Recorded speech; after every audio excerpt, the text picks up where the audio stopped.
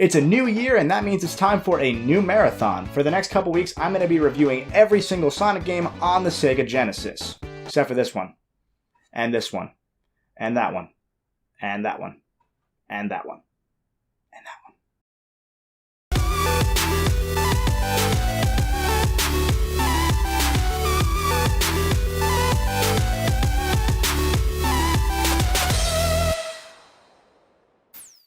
Hey everybody, welcome back to the Golden Bolt. This time around we're going to look at the game that started it all, Sonic 1 on the Sega Genesis, also known as the Sega Mega Drive if you're wrong.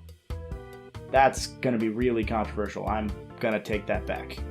And if you're wondering what I'm wearing for this marathon, my friend got me these and told me to wear them for this, so gotta go fast.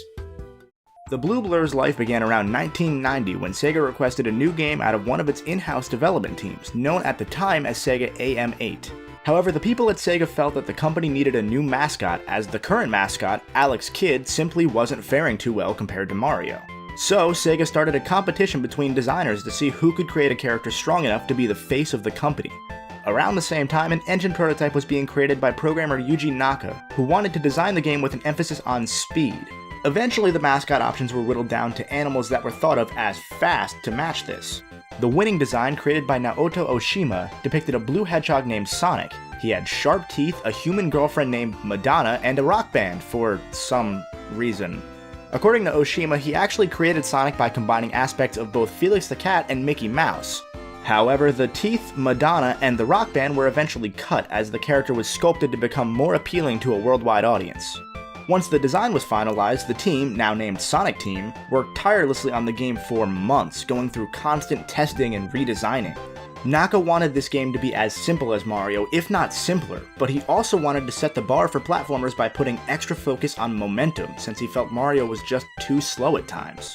Sonic Team implemented features at the time thought impossible, such as the rotating special stages or the ability for Sonic to perfectly circle around curves. However, Naka didn't receive much credit for his innovations, as his relationship with Sega of Japan had quickly soured. Shortly after the game was finished, he left the company.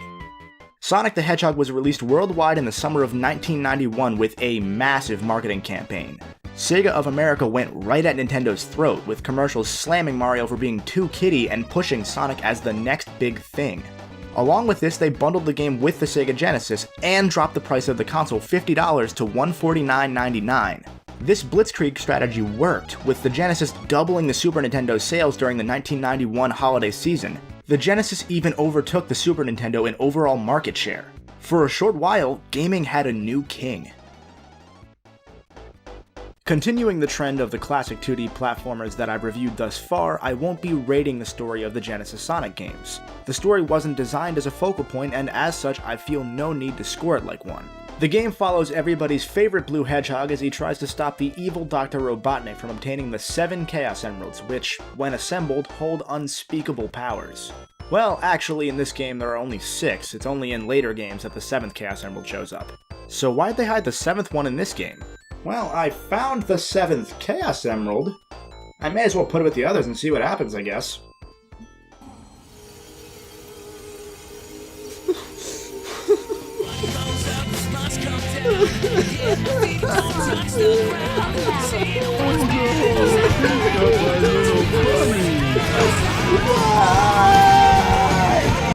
To push towards his goals of world domination, Robotnik has trapped the animals of South Island inside his army of robots and these big capsules. Now it's up to Sonic to save his animal buddies and retrieve the Chaos Emeralds. That's about all there is to it, although the game does have marginally different endings based on whether or not you get all 6 emeralds. Sonic in a nutshell is a momentum-based 2D platformer. As he moves through the game's 6 distinct zones, each split into 3 different levels known as acts, Sonic can jump on enemies in springs, all the while collecting rings that function as his health. When he gets hit, Sonic's rings go flying everywhere, and if he gets hit when he has no rings, he loses a life. On paper, that sounds pretty run-of-the-mill. What really makes Sonic stand out, though, is that the level design puts heavy emphasis on rounded terrain. Now, what I mean by rounded terrain is that, compared to the other platformers of the era, Sonic is the one that really pushed beyond the flat, blockier level design popularized by the Mario franchise.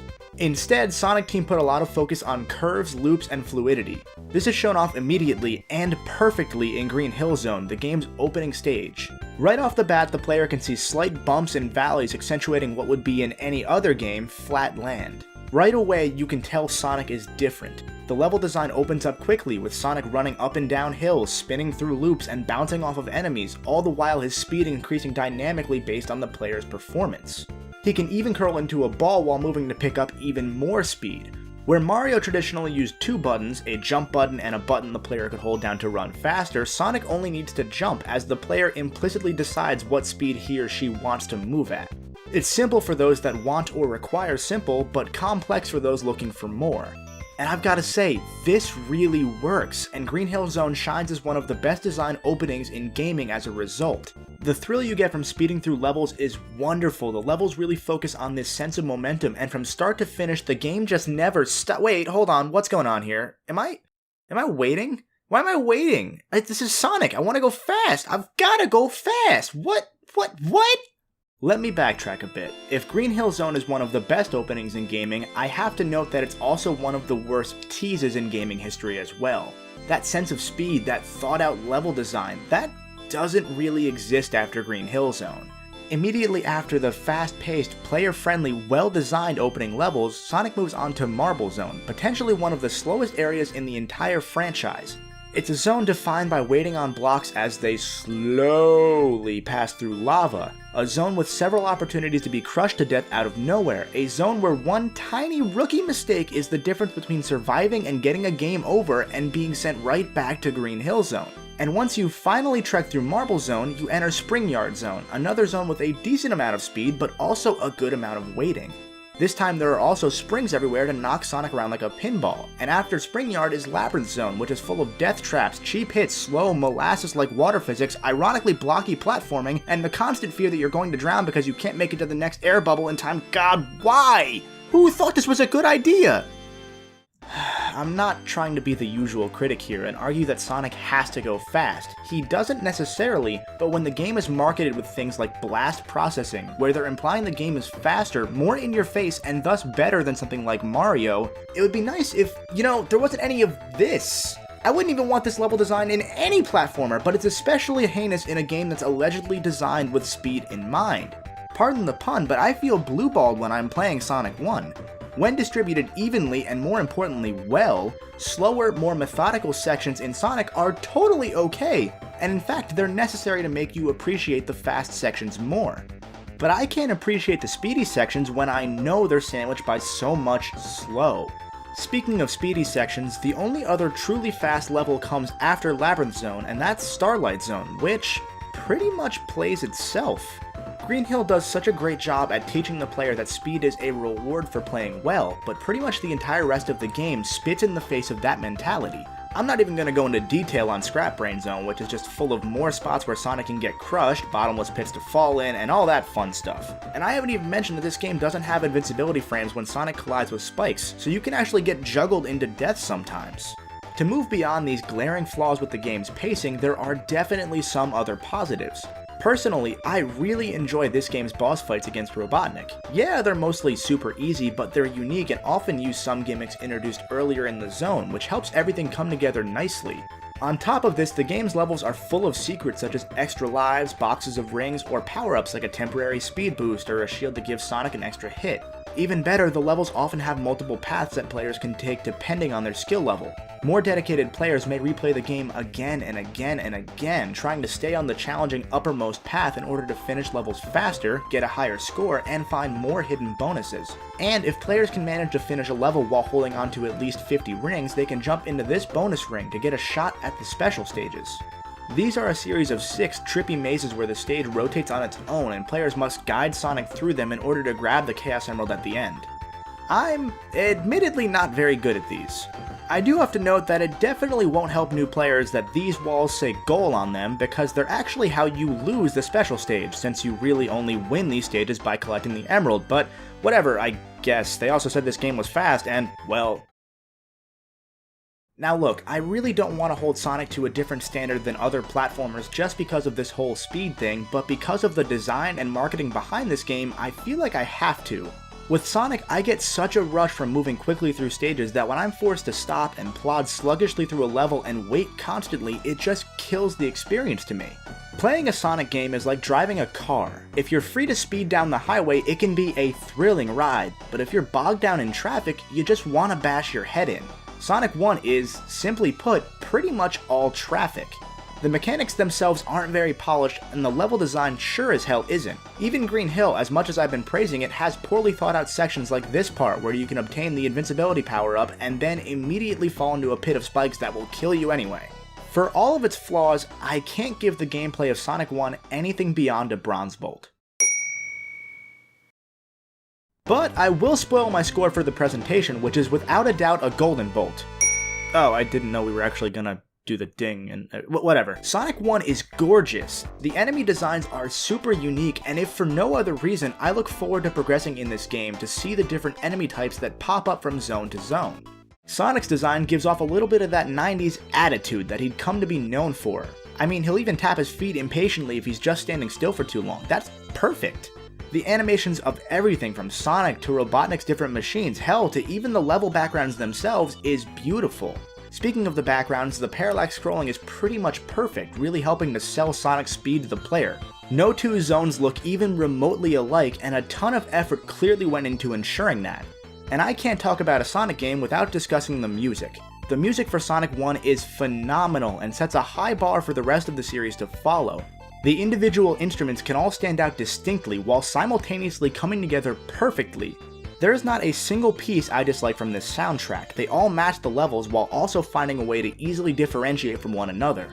I may hate Marble Zone with the burning rage of 1,000 suns, but even I hum the theme every now and then when I'm sitting there waiting on blocks, or sitting there waiting on blocks.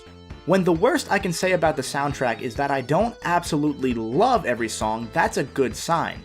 Well, besides the drowning theme, f that theme, I still have nightmares. The sound effects don't slouch either. Jumping on enemies is beyond satisfying, in part because of the thump sound that they give off, and while we're talking about jumping, even just hearing Sonic's jump is almost cathartic. So yeah, like I said before, the presentation is without a doubt getting a golden bolt here.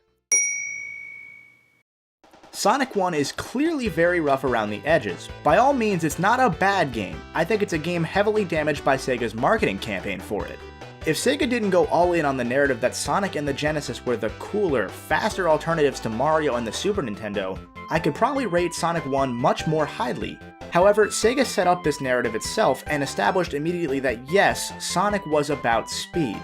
It's clear that even from day one, the development team was on board with this idea. It just seems that they hit some speed bumps, pardon the pun, that future games would have to try and overcome.